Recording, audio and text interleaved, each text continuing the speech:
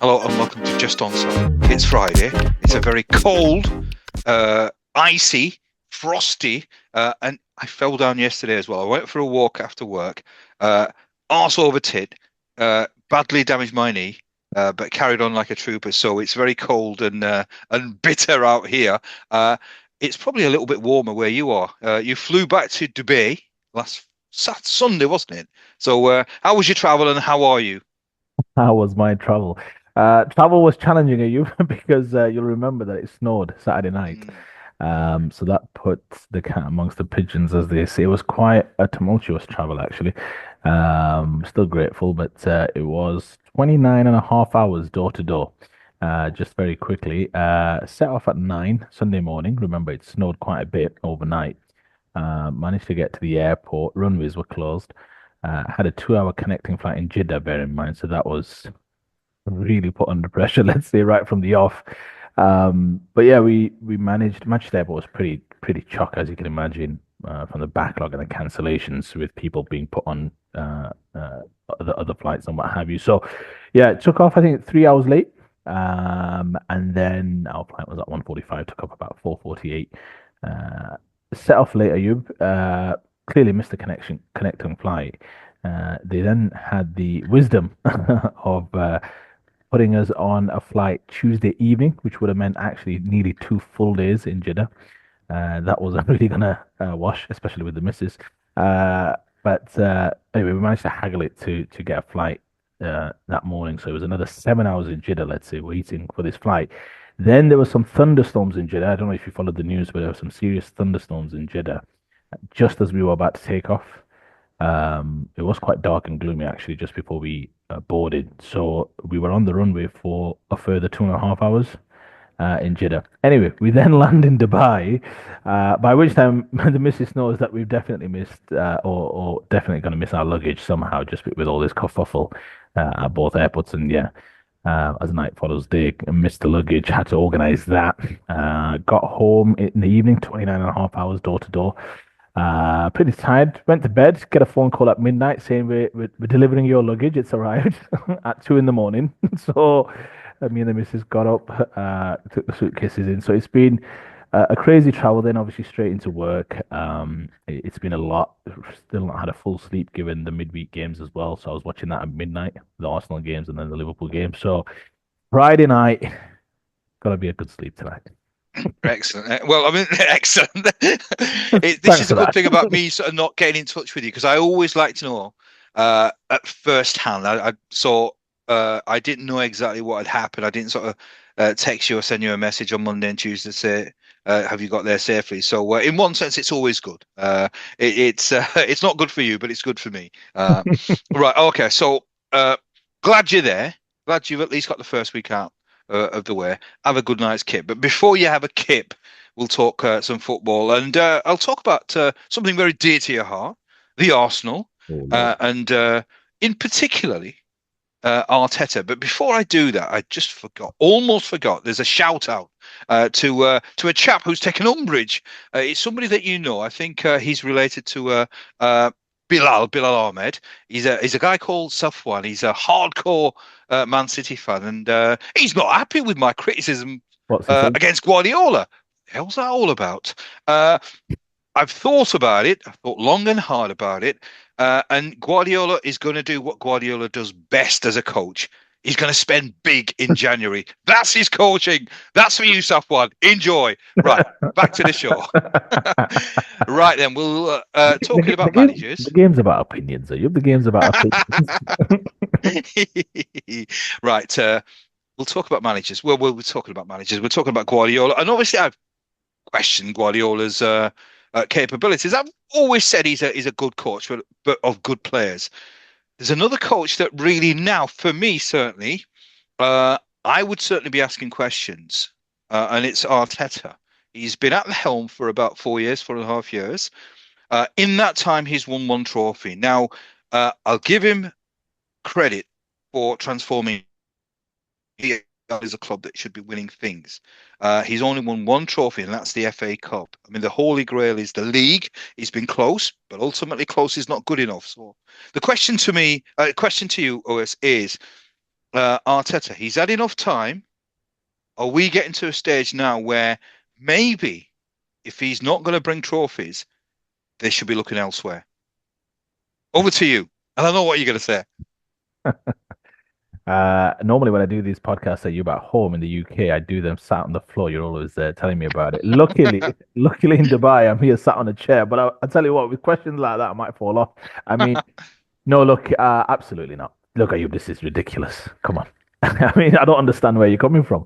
No, Mikel but Arteta, just before you go, I mean, as I said, it's there are certain clubs where the expectation is maybe mid-table. There are certain clubs where it's just survival. Arsenal is not a club where it's. I understand there was a process. I understand there was after Wenger, Emery, there was a a transformation that needed to happen or a transition that needed to happen. And I think he's done an excellent job because that famous quote, trust the process. So I certainly think he's done a great job in terms of transforming the side, but ultimately, uh, it's about winning trophies. And I think he's had a side capable of winning trophies. And that's where my uh, uh, point is. I could understand if he was in that transition stage, but he has had for about 2.5, 3 years a side that should have won a trophy. I don't think he's delivered. yeah, he's won a trophy. He said it in the introduction. He's won the FA Cup. But anyway, the point is, look, being very open and honest, no, I don't see it like that. Simply because building a team capable of winning things is also quite the achievement given where Arsenal started. I agree, it's not the be all and end all. He ultimately wants to walk through that door and deliver big trophies and bring the glories back to Arsenal. There's a couple of things here that you've got to be careful about when you evaluate Mikel Arteta. We live in a world, especially when it comes to football now in the Premier League, where you've got social media, you've got different podcasts, you've got various different news outlets. Everybody's got a strong opinion. You've got to sell. Sensationalism often sells in this day and age. And the idea is often we like to point fingers at those who appear not to be delivering what they should be, or at least in their eyes, what they should be. What needs to happen, in my opinion, is some sort of rebalancing with a little common sense. You can't always win stuff. Sometimes you are destined to be perennial, let's say, kind of second place finishers. Sport is littered whichever sport you look at, often with great winners, great consistent winners, so to speak. And there's always some team that often has to pay the price for that. Now, that doesn't mean that that's the life that Arsenal have to live for the next year, 2 years, 3 years. The good news is he's built a team, like you mentioned, rightly so, capable of winning the big stuff, especially the Premier League. They've come closer than the Champions League still. They're probably just behind the big boys when you consider them as true contenders.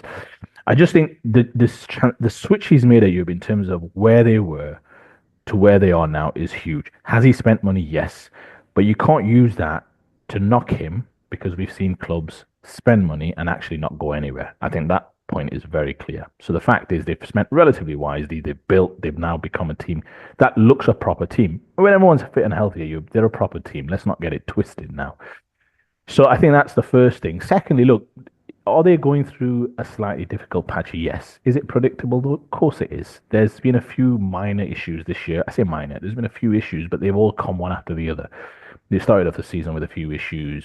Some unusual sendings off. Let's be very clear, Ayub. There were some unusual sendings off I saw last weekend with, I don't want to harp on about it, but Hoyland kicked the ball away. Michael Oliver, who was very quick to book Leandro Trossard. You watched the game, Ayub, I'm sure, with friends and family. It's normally a booking. Van Dijk was arguing. Michael Oliver didn't see or deem it fit, whereas he was very quick with the Trossard. Again, managing the situation because he knows let's not get too stupid. But again, inconsistency. So weird stuff did happen early on to Arsenal. Some self-inflicted. You've got to learn from that. They've had some injuries. Obviously, Odegaard's been injured. He's not come back as strong as he can be. We know the player that he is. And Bukayo Saka's, I mean, he's been one of England's star men and clearly one of Arsenal's star men. If statistically, he's been arguably one of the league's most consistent performers over the last 2 or 3 years. So maybe it's just one of those seasons where it's not quite meant to be. And you have to lick your wounds when that's the case. Secondly, you've got to give Liverpool huge credit. They've set a standard this year and a lead and a way of playing this year that's hard to compete with. Now, Arsenal still have to try. They still have to try and compete, but I think they're a level below Liverpool. I don't have any qualms in admitting that. Now, in terms of Arteta, I'll come on to the main point of you for me. I don't see Arteta just as you've used this. word before. He's not some sort of mercenary. Firstly, it's his first gig. You've got to you've got to grade him on that basis. Secondly, he is a former Arsenal player, and he spent quite a number of years at Arsenal. He's probably most synonymous. I guess you could balance it between Everton and Arsenal in terms of his playing career. Obviously, he's played for Paris Saint-Germain as well. But for the most part, those two clubs is what you think about him. Obviously, early on in his career, he also played for Rangers as well. But I see him not just as a mercenary. I see him to some extent, and I say this as a fan of Arsenal living in the north of the UK or now in Dubai, as one of our own, if I can say that in quotation marks. And I think that always, for me, hits a little differently, Ayub. I don't know about your thoughts, but I'm sure you're a great Leeds United supporter. You have been since your early formative years. If you had a Leeds legend, again, I'm just throwing some names out there. I mean, previous, I can only think, I was going to say, I can only think of a few legends, but in the past, in my day, I'm talking like a Lee Chapman or there's O'Brien Dean, the good old days, whatever it may be. Mm. Some players who've come through the Leeds, I'm sure if those kind of players or other ex-managers or played for Leeds, you're going to have some different type of affinity. You'd want to see them succeed. I think that's fair to say, even in your eyes. That's how I see it with Arteta. If we won a Premier League title with Mikel Arteta, for me, it would hit much differently than, let's say, if we won it with, let's say, the next manager. Of course, winning's winning, but there is something to be said about having a payoff with a manager who's brought so much.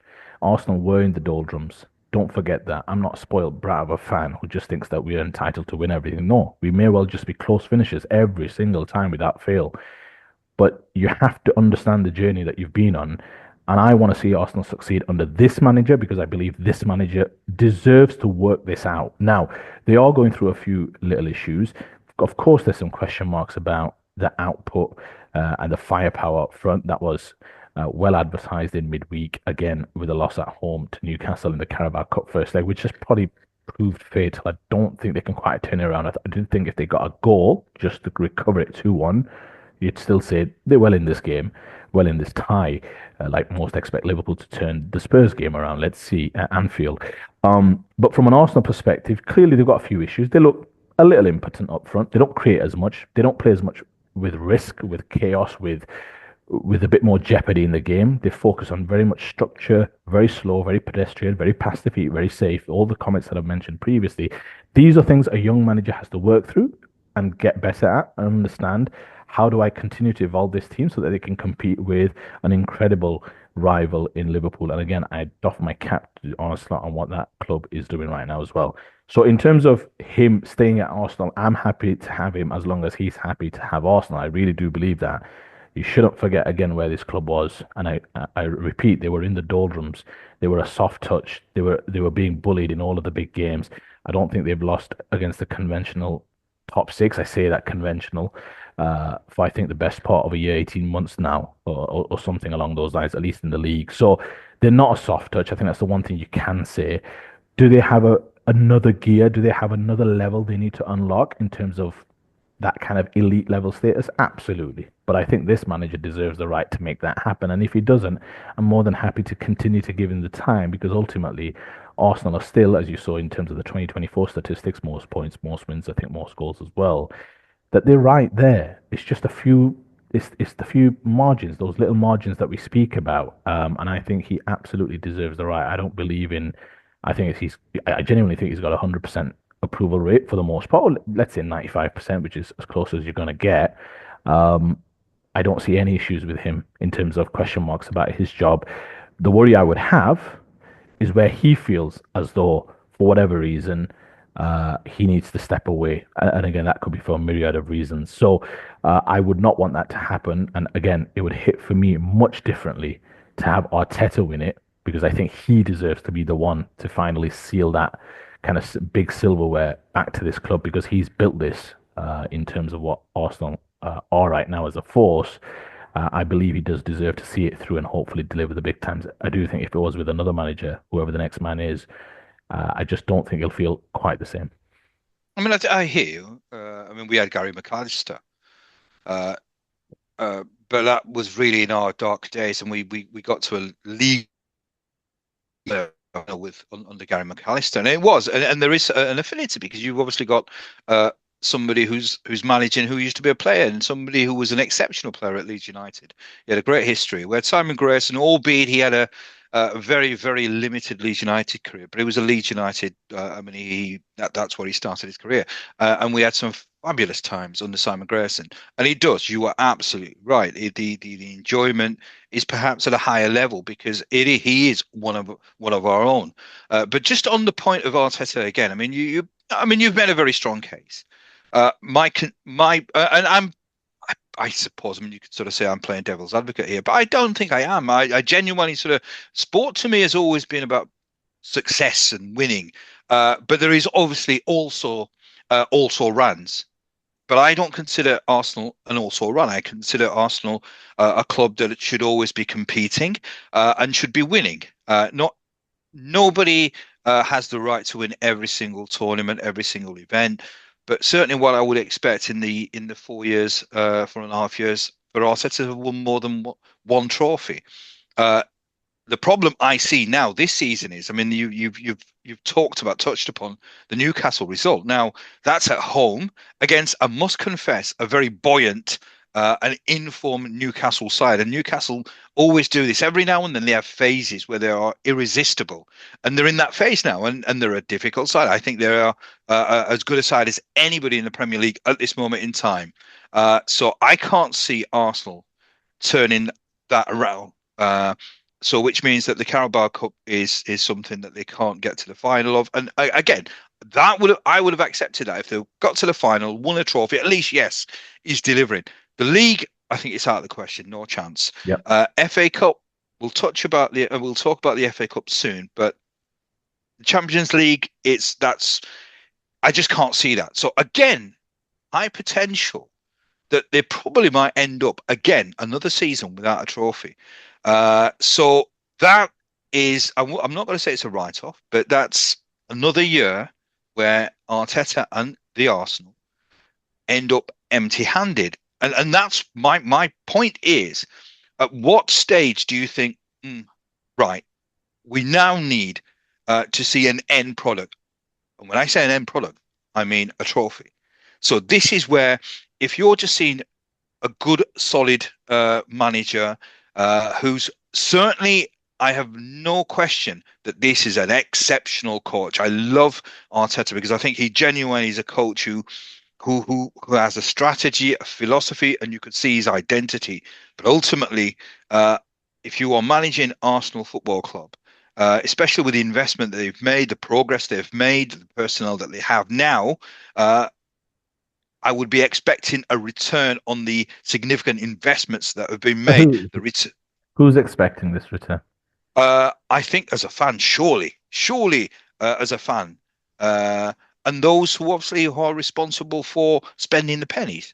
They're not just spending for the sake of spending. Surely Arsenal, with the stadia that they have, they want something in return. No, So you're saying that no. another season, let's say next season is exactly the same. They play decent stuff. They're there or thereabouts. They win nothing. Would you say absolutely fine? Carry on. Yeah, At yeah. what stage? No So issues. you will carry No, on. no issues because I'll tell you why. Because the number one target of, I keep saying, the number one target of a manager of a big club is to ultimately be competitive. Now, I would argue right now they're not in the Premier League title race. I don't think they're at the level of Liverpool. Now, I consider challenging for the Premier League title because that's, let's be honest, Ayub, that's the holy grail in terms of when you've not won the Premier League title. Similar how it was for Liverpool, they won the Champions League the year before they won the Premier League, but the Premier League was the one that they coveted for the Yeah. best part of 30 years.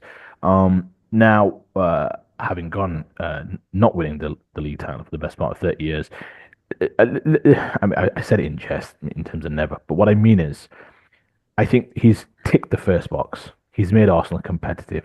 He's made Arsenal a more professional unit. I mean, they're a proper team. Let's not get it twisted. Mm. They're a proper team. They're not Yeah, a yeah, they're not a fair weather team yeah, where yeah. they'll beat up on all the weaker teams and then come up against the big boys and get smacked because they did for a couple of years there, at least not couple, but a good part of 3 or 4 or 5 years. They go to Anfield, ship six and fives and sixes. They go to Etihad, ship fives and sixes, and probably the same at home. To be honest with you, now they've done well against those teams in recent times, at least in the league, and against some of the other big teams or the conventional big teams, let's say Ayub. So they're not a soft touch. Your eyes tell you that. Do they need to pay off? Hopefully, with the Premier League title. Of course, that is the hope. But the first job is to get you into the reckoning, and Mikel Arteta has done that. Now you're saying the higher ups at Arsenal. I don't believe that'll ever happen. I really don't. Now, do they at some point agree by mutual consent? And I think this one would be because there's a certain level of reverence that they hold Mikel Arteta in. He's played for the club for a long time. Nothing's gone sour there. Um, there's nothing. There's a real good camaraderie, especially in terms of the ownership, with the whole structure there. Although Edu's left there, my point is when that happens, normally there's some sort of dispute, disagreement, and all the rest of it. I think they understand Arteta. They understand what he's brought. They know that they need to keep supporting him, and hopefully the door will unlock itself. I just don't think there ever comes a time when they say, "I'm sorry, Mikel, this isn't good enough." On your bike, I don't think that ever happens, in my opinion. I really don't, because I don't see how this manager, in terms of his style, the way he's playing, will. I'm not saying will foresee or will oversee a team that'll just be poor. I always think as long as we've got Mikel Arteta and the coach that he is, the tactics that he implements, I can't foresee a scenario where Arsenal are a poor outfit. Let's say again, because I think they've seen that this guy can come up trumps in terms of putting a team together strategically, tactically, and technically. So I think he'll always get the backing. I just don't foresee, like I said, a time when Arsenal are, let's just say, also rans, which even you agree that they're not. So yeah, let's see. Just to summarize, yeah, I don't foresee a scenario. I won't ever be calling for his head. Like I said, that would need. I'm talking consistently where Arsenal are mediocre. That's the only time where they'd even consider it, and they are far, far, far from that. If they finish second this year, which is a big if they finish second next year, again, as long as they've been knocking, I'm relatively okay with that because you keep doing that long enough, you'd like to think at some point you are going to be the best team in the league and hopefully you'll see the job through. Let's see. I've got no issues with Mikel Arteta right now. Fair enough. That's your point of view. I don't agree, but that's your point of view. And I'd like to actually know what the Arsenal fans think, or any fans. To those who are watching, what's your thoughts on the Arsenal, and at what stage do you think that if trophies are not delivered by a side that's obviously expected to be? I mean, obviously you're right, as long as you're competing, but ultimately that competition, that competing that you're doing has to have an end result. At what stage do you say, well, look, we're not getting the end result, which is a trophy, which is the title, so maybe we need to look for somebody else who perhaps there's something missing, and perhaps that new man can provide that mix. But I do agree. I think he's an exceptional coach. I genuinely think he's one of the best coaches in world football. I genuinely do. But Yeah. And uh, the only thing I would say, you're right. I think he's a top coach. There's two things I'd say very quickly. If he was on the market, he'd get snapped up. That's the first thing. yeah, I don't think he'd be waiting long for a job as long as he didn't want to wait long for a job. As in, if he wanted to just take some time out, I genuinely think he could pretty much call his shot. Pretty much. Of course, I don't mean he's going to unseat your Peps and all the rest of it. I just mean to a large extent, if Mikel Arteta's on the market, clubs in Europe, and I'm talking top clubs, are considering their own manager's position before Mikel Arteta potentially takes a position at a rival club in Europe. That's the kind of level of reverence that I think even European bigwigs would hold Mikel Arteta in. That's the first thing. Again, if he wants the gig, I just think his heart's attached to Arsenal, and I think that's a good thing. I think he's done a lot in terms of the crowd, the support, the club. It is pretty much unified. It used to be quite a little bit of toxic fan base in terms of Arteta, Arsene Wenger's final years. I think all of that goes into the mix, which is why many want to see him succeed. And I think that's always a great formula and a great recipe. Sometimes you need a little bit of luck. Sometimes you need something to go for you. And I just don't think that it's guaranteed that somehow Arteta walks away and someone else comes in and we win. And again, for me, unless it was another Arsenal legend, even if it was another Arsenal legend, I want to see that this guy see it through because he lifted this club from pretty much not I want to say nothing, but they were going nowhere fast. And now suddenly they're a proper professional outfit. yeah, no question. I mean, he has transformed this football club, and there's a tricky fixture at the weekend on Sunday, I believe, against a Manchester United team. Now you were travelling, so you didn't get a chance to actually watch the game. I did watch the game, and initially prior to the game, we were talking about. I certainly was considering that it could get ugly for Man United, especially if Liverpool scored. What transpired was something which was very, very surprising to me. That was a damn, damn good performance by Manchester United. And you always get this every time that there's a result like this. It's Liverpool fans saying Liverpool weren't at it. I think it was United. Give credit where it's due. That was United who put Liverpool under pressure, which I've not seen for quite a while. They were pressing, they were harrying, they played good football when they had the ball. When they didn't have the ball, it was good shape, good organisation, and it nobody would have begrudged the fact if United had won that game. Now, obviously, you can sort of turn around and say, well, Liverpool were leading 2-1, so in the end, United salvaged the point. No, it was a very, very good performance, and this is the Jekyll and Hyde of Amorim and Manchester United. When you see United performing that way, as a United fan, you'd be full of optimism because what I saw. Uh, Maybe it's Liverpool and maybe the players raised their game, but I would want to give credit to Amorim because he set up beautifully. He got the players absolutely at it from the whistle right to the end. And obviously, there's going to be the odd mistake here and there, but that was very, very impressive. I can't wait for the game at the weekend because this will be if United play anywhere like they did against Liverpool, that's going to be a really tough game for Arsenal on the back of a performance against Newcastle. And again, give credit to Newcastle, but it's I'm not sure whether Arteta's thinking right. Realistically, the only trophy I've got a good chance of winning is perhaps the FA Cup. So the expectation and the pressure obviously is quite intense. So they're going, for me, Arsenal are going into that game almost as a must win. How do you see that, especially the way that United played? Yeah, I mean, you slightly glossed over the fact that you suggested that Liverpool were going to put six past them. I mean, I see you covered it massively with a whole bunch of compliments, but no. So I'm gonna give you the floor if you want to just apologize right now. I mean, I did say Liverpool would win 3-0, but I didn't go as far as you said, suggesting that they were going to get whooped 6-0. So I'll give you the floor. Go on. And that really is. I mean, I talked about the Jekyll and Hyde, and that was the thing because we've seen United where they've been absolutely impotent and bereft of any ideas, and it really looks like a patched up 11 that's gone out and nobody has an idea.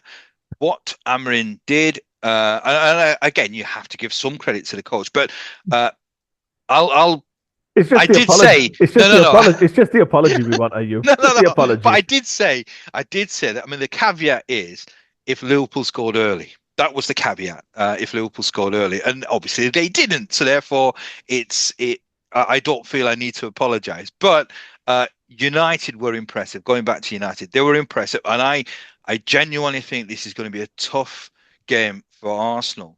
And I do think personally that there's a lot of pressure on them because I realistically think that the only genuine opportunity Arsenal have for a trophy will be the FA Cup. So what are your thoughts on the game? Do you think it's a game that Arsenal and Arteta will be thinking the same way that I'm thinking, or is it just a case of right, it's another trophy to go for and that's it? It's the great Elton John who said, "Sorry seems to be the hardest word," and it for sure is for you. You, I mean, just a simple apology will do. All good, all good. Yeah, look, I think just very quickly, I'll touch on United first. I think United, in terms of just last week as well. You're right. I did miss the game. I mentioned the flight took off around 4:48, so I think the game had just kicked off, 10, 15 minutes. So. Yeah, I mean, look, I'm not. I'm perhaps not as gonna be. I'm not gonna be as complimentary as you are in terms of Manchester United and the game itself. I mean, look, when it's Champions League football, knockout football, and you set your team up a certain way, and you play a certain way, and all the rest of it, and you get a result, absolutely. And look, away points in the Premier League are difficult, especially against the best team in the league. So I'm not going to poo-poo it, but I mentioned Ayub in equal measure. I'm not going to judge him too much in terms of the poor results, but I'm equally not going to get too up and too enthused by, let's say, the odd great performance as well. It's not too long ago that Ten Hag produced what many class as a wonderful performance in that FA Cup final Mm. when they beat Man City. Again, he's a young manager, Ruben Amorim. I mentioned, if you remember, when he was appointed in terms of his stoic demeanor when good things happen, which I absolutely love. And you saw that for the first goal. He's just very calm, very relaxed. It was a good performance. Let's just objectively, in terms of the game itself, to some extent, they were Liverpool's equals, right? In terms of Mm, chances created, in terms of the way they played. I mean, the midfield trio, the Dalot Fernandez combination, there was a way that they set out to play, and they looked like they were going to hurt Liverpool on a number of occasions. And we both thought that Liverpool would be relatively comfortable in the game, so I have to apologise to United as well, but. I just can't go overboard at you because the measure of a good team ultimately is to build consistency and a way of playing where teams play against you and they're fearful. They're like, gonna be a tough game. Liverpool didn't go into that game necessarily think it was going to be a super tough game, and maybe there was some complacency. Let's not forget Arsenal dropped points against Brighton in slightly controversial circumstances, but maybe Liverpool did think this is it, home against United. Slap these boys, and the Premier League titles is ours in all but in name. It felt like some performers, especially, I won't mention individuals, but you know who they are. There were mm, certain things labelled that perhaps they were taking it not easy, but just going through the motions, thinking this is just turn up, get a win, and get out of there. So United deserve credit. They played some good stuff, created some good opportunities, goals. Could have nicked it at the end, should have nicked it at the end. Uh, mm. I, for the life of me, cannot understand why Joshua Zirkzee, as good a decision as he's made, he's got to roll that ball across. I don't, it's one of my bugbears when it comes to football, generally speaking. If you have the opportunity to make life easier for your teammate, you must do that. In football, at the Premier League or in the Champions League, at the highest level, you're talking fractions, you're talking millimeters, you're talking the game's super fast. It's quicker than I mean, you see it sometimes when you go live. You've been to a few live games recently, perhaps not up to the quiet standard you've been watching Leeds. But in terms of Yeah. the, but when you, but you, It's the deadpan way you delivered that. but in terms of at the highest level of you, the game's fast, right? Every little millisecond matters in terms of the movements of the players, the dynamics. If he rolls that ball across, he's got to be thinking, right, I want to give Harry Maguire the most optimal opportunity possible, which means A, he's a defender. So that's the first thing, right? I've got to make it perfect for him. You've got to take care over your pass. You've got to side roll it with a decent bit of pace because, again, the player's going to come back to Maguire. But if you put down the floor, Ayub, I think even Maguire, 8 times out of 10 scoring that, I don't understand why you'd bobble it into him. You're not taking enough care with your passes. The amount of times you see this at the highest level, Ayub, is quite surprising. This kind of lack of care with the final ball and he was under zero pressure, let's be very honest. He could have lovely rolled that across on Premier League pitches now, Ayub. I mean, even in difficult circumstances, difficult conditions, that's a very easy pass, let's be honest. But anyway, I won't go on to that too much. They played well. It was a good performance, Ayub. They deserve credit for that. It's a point. But ultimately, I will judge him not this season. I won't judge him probably next season. I will judge him at a time when I know he's feeling confident about the 11 he's pitching onto the field, and that he feels he can go toe to toe with the big boys. So in equal measure, yeah, good performance, surprising performance. Let's not get it twisted.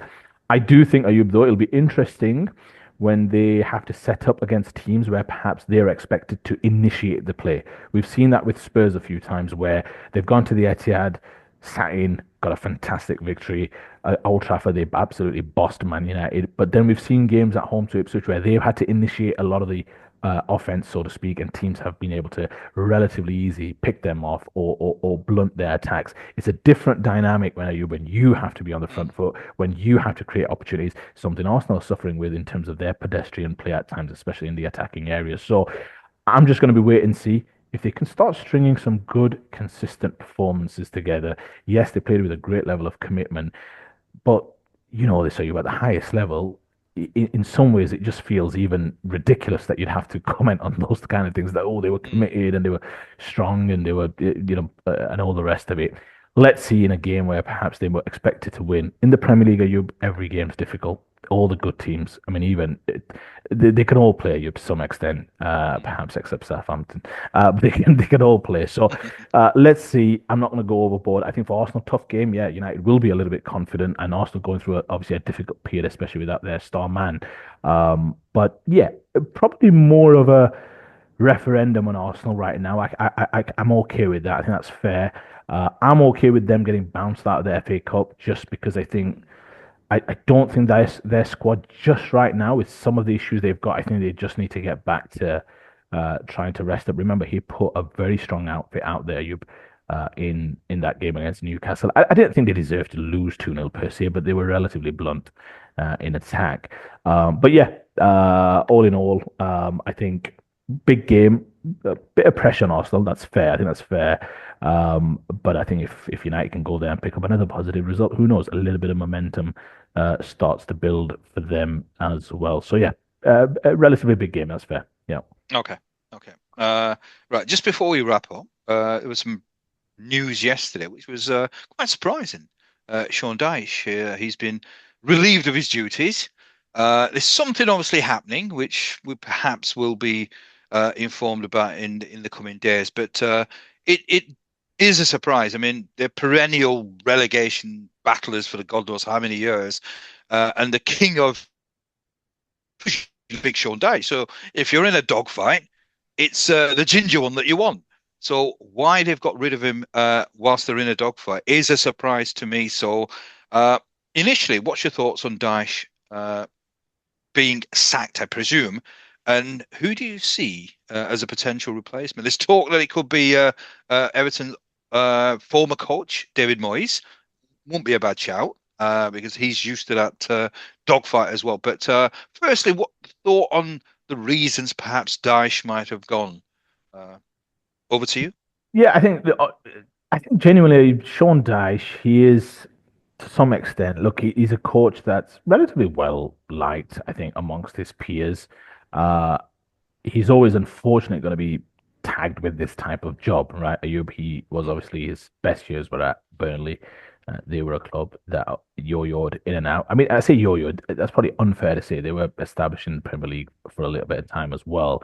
But he had a decent record at Burnley overall in terms of his win percentage record. But at Everton, the challenge has been I think a couple of things. They've had a lot of off the field issues in terms of issues with points deductions, FFP, and profit and sustainability rules. That's been well documented. I think they've gone through a long protracted ownership change and what have you, and that can't be easy. So look, I don't think he's had the best hand in terms of at Everton Football Club. They obviously are about to, I think, go into a new stadium. I think next year. You, Mm. I do believe that's the case. I think what's perhaps caused this, Ayub, is two things. I think one, the football they were playing was not great. Now, Sean Dyche has often had this labeled at him in terms of the style of football, and to some extent, he's a very pragmatic coach, and I'm okay with that. Ultimately, if you're paymasters and the type of job that you've got, the paymasters are saying, well, keep us in the league. By and large, I mean, he's done okay in his career at that particular aspect. I wonder whether or not this year, just in terms of they don't look like scoring money, Ayub, let's be honest. They got a great result against Arsenal and Chelsea, and that was not too long ago as well. So the fact that they fired him, the only thing I can really think about is I think perhaps there could have been some issues in terms of January spend and maybe some disagreements there. I also think perhaps the fact that although Southampton are cut adrift, Ayub, we're just past the halfway mark for the most part, and given some of the teams around them, especially Ipswich and Leicester now. Ipswich and Leicester are both showing signs with Kieran McKenna and obviously now Ruud van Nistelrooy at the helm. And I say signs, I mean, but Leicester played Man City not off the park, but they played really well. Should have got a point from that game, lost. They played pretty well at Anfield, to be honest with you, in terms of some of the opportunities they created and the way they defended. And I just wonder if Everton thought, heading into that stadium, we can't take any chances about us being in the championship. And I just wonder whether or not they've just been spooked a little bit. Now, do I think they like the idea of David Moyes? I mean, it's a wonderful story. You still think of David Moyes as, I guess, Preston, but an Everton manager. I mean, let's be very Yeah. clear. Um, but for the most part, you'd think they might over time want to get to another manager. I just feel that just because of the way it is.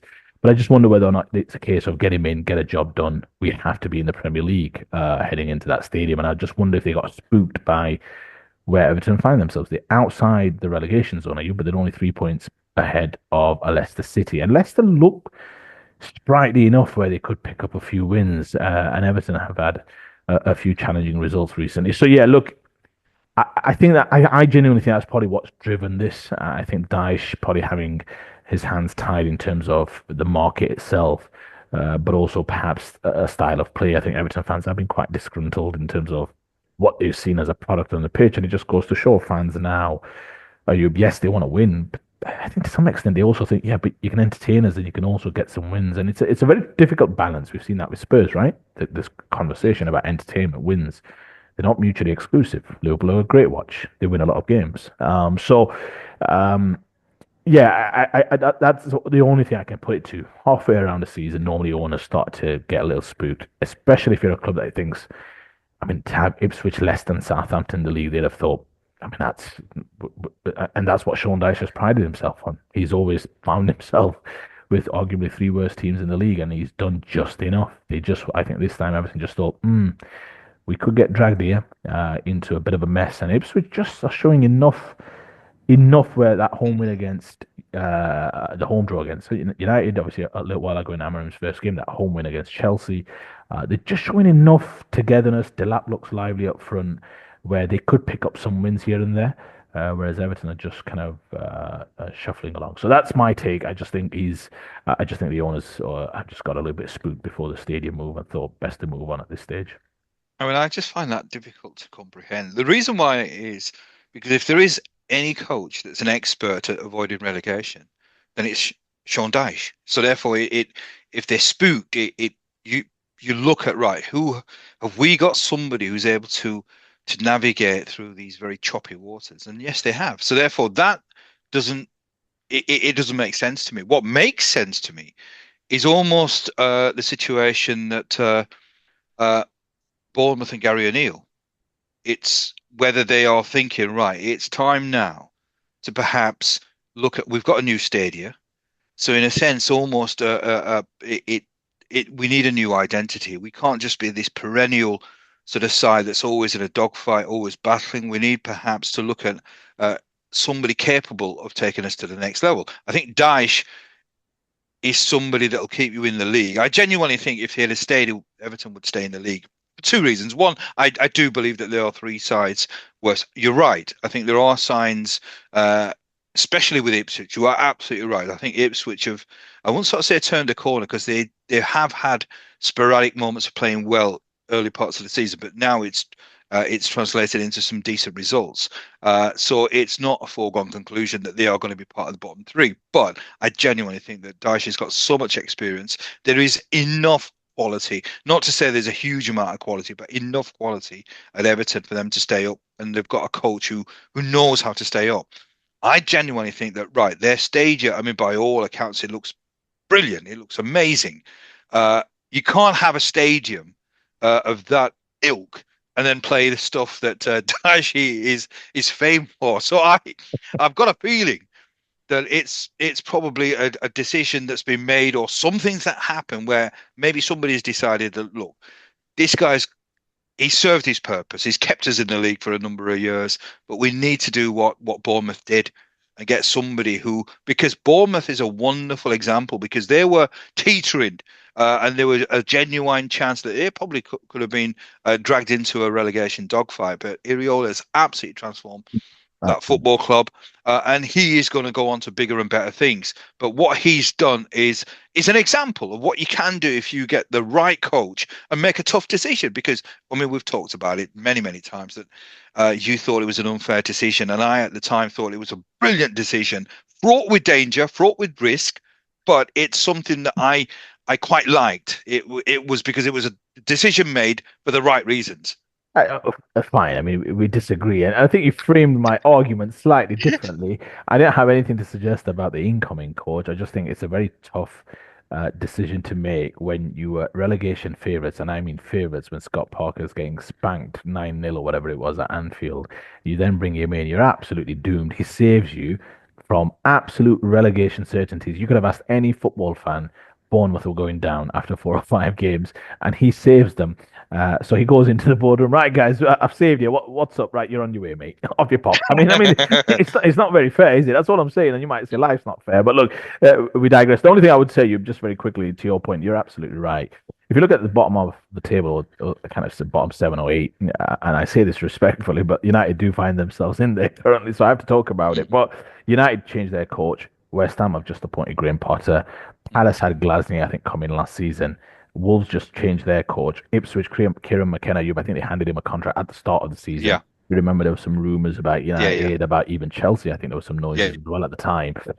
So they think very highly of Kieran McKenna, and I think he's rewarded them in terms of them being competitive. I mean, this is an incredible effort. Leicester changed their coach with Van Nistelrooy coming in just now, and obviously Russell Martin parted company with Southampton as well. So maybe they looked at it and thought, West Ham under Potter are a very different outfit to West Ham under Lopetegui that were getting absolutely spanked. So they probably feel Potter's going to have some impact. I think Bowen's injured for a few weeks, I think, with a broken foot or something. yeah. So perhaps they'll still be in the mire for a little bit. But Potter, you would think, will hopefully improve their fortunes. So yeah, maybe Everton thought we have to act at this stage. And I genuinely, I just think they probably just got a little worried that he wasn't really getting a tune out of the players in terms of, I mean, and once the fans start getting disgruntled, Ayub, Everton can become one of those places, isn't it? Where Mm, it's a very powerful fan base. mm. Obviously, incredible. Love their football. A historic club in Yeah. terms of in terms of fanfare and all the rest of it. So I just wonder whether or not, to your point, new stadium, the Premier League, you absolutely have to maintain your status in the Premier League, and they're probably just thinking we probably don't want Sean Dyche anyway at the helm going into the new season anyway. And right now it looks a bit tricky in terms of them keeping themselves up into the league itself. So in the league, so I think David Moyes, safe pair of hands, a nice story. He'll get a massive welcome back from the fans. That always helps, I find. And listen, he's a good manager as well. So let's see how that goes. But yeah, an interesting one to follow. And I just wonder whether if Ipswich and Leicester keep picking up the odd result here and there, we may have a very fascinating relegation battle, you would think, as we head into the final kind of 5 or 10 games. Well, one thing's for sure. I think the thought that Everton could be playing their trade in the Championship with that super stadia, I just don't think that's a thought that anybody at Everton want to contemplate. So really, I mean, I can understand that they're going to be a little bit jittery, but it is an interesting one. As I said, I can't make sense of this at this moment in time. I think Dyche was never the man. I think certainly with the new stadia, but for this season to keep them up, I can't think of anybody better to keep them up with what they've got. But that's Everton's problems and that's Everton's situation. And on that note, I think we'll wrap up. I've got a meal at Kebabish. For those who live in Blackburn, you know that place, the number one premier eatery in Blackburn. This is not a sponsored video. Well, just before we finish, it'd be a bit remiss. You're playing Harrogate tomorrow, I guess. I'm not sure you want to be sidetracked with a few wins. You're going to win tomorrow, you would think. But you don't want to get sidetracked too much into a deep FA Cup. It'd probably be nice, but I guess you've got bigger fish to fry with the Championship. How do you see that happening very tight at the top? 3 points separating the top four teams. You would think those four teams will finish top four, you would think, with Middlesbrough a further 9 points adrift of Sunderland in fourth. How do you see your team's fortunes right now? Goal difference could still be critical, are you? How do you see it? Or concern? uh, I'm concerned more by our own actions. I mean, I am not sure if you've been able to watch the highlights of the game that we played last week against Hull, but I'd advise you Really? to check the score when it was 3-1 and when it became 3-2. Another absolute howler from Melier. We've been absolutely, I mean, the fan base has gone absolutely nuts. I mean, it's a volatile fan base at the best of times, and we've gone absolutely loopy. And Falk has come out again and made a ridiculous statement that Melier is the best keeper in the league. Now, under all the metrics, he's about 18th, 19th in terms of his uh, shot stopping ability and various other metrics. But according to Falk, this great coach that you seem to think he is, he's the best goalkeeper in the championship. I'm concerned in terms of the FA Cup. I want to go all the way. I genuinely do. I mean, I've never been one where you just the FA Cup or concentrate on the league. No, I want to concentrate on the league, and when you're playing the FA Cup, concentrate on the FA Cup because winning breeds confidence, and I want to sort of test ourselves against the Man Uniteds, the Arsenals, the Tottenhams, the Liverpools. So I want to progress as far as it possibly can do. Will it impact? If you're a good coach, no, it won't impact the league because we've got a deep enough squad, good enough players. The only question is whether we've got a good enough coach. It's very tight. Dropped 4 points in the last two games. At Blackburn, we were winning. We conceded in the 90th minute. We were winning 3-1 against the side that is 21st, I think, in the championship. We were winning 3-1. 8 minutes to go, and it ends up 3-3. Inexcusable, unforgivable, down to fork. I'm sure it is down to fuck. I've just seen actually Ayub. Burnley have conceded 9 goals this season. Boy, oh boy, that's a stingy defense if ever I saw one. Clearly, though, they're probably more of a defensive unit. They've not scored as many. Leeds outscoring them comfortably by 17 goals. I'm But with we you. have to. We concede so many. We've got to score Yeah, plenty of goals, and that's 19 goals. 19 goals you've conceded. It's not too many. Come on. Come on. Burnley have got the formula right because if you don't concede in the championship, it's not a great standard. You're always going to have a chance of scoring a goal. So if you don't concede, you're going to win a lot more games. We're conceding left, right, and centre. We're conceding to sides like Hull. Hull, would you believe it? 21st in the league, uh, a poor side, and Fark with all the quality that he has at his disposal can't get a result. Uh, The top of the table, Ayub. I'll repeat, the top of the table. I we mean, should be if our viewers didn't know where Leeds were at this time, the way you go on about it, you think they were probably like fifth or something like this. we But should be they are. top of the table by about 10 points.